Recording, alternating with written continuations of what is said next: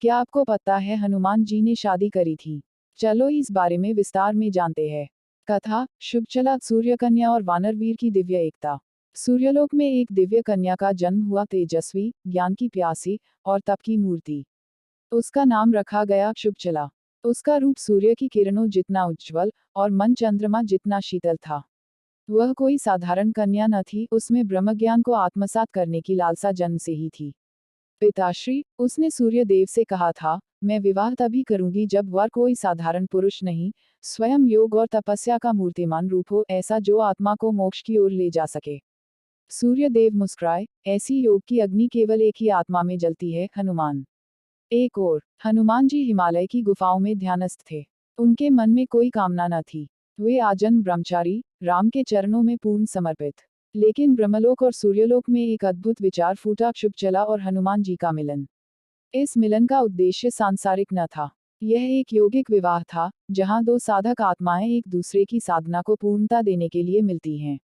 शुभचला का तप। शुभचला ने वर्षों तक हिमालय में तप किया। वायु देवता से प्रार्थना की, हे वायु, मुझे उस आत्मा तक पहुंचाओ जो ब्रह्मचर्य की ज्वाला है। हनुमान जी के सामने जब यह प्रस्ताव आया, तो उन्होंने अपनी आंखें खोली, मैंने आजन्म ब्रह्मचर्य का व्रत लिया है। मैं सांसारिक बंधनों में नहीं बंध सकता।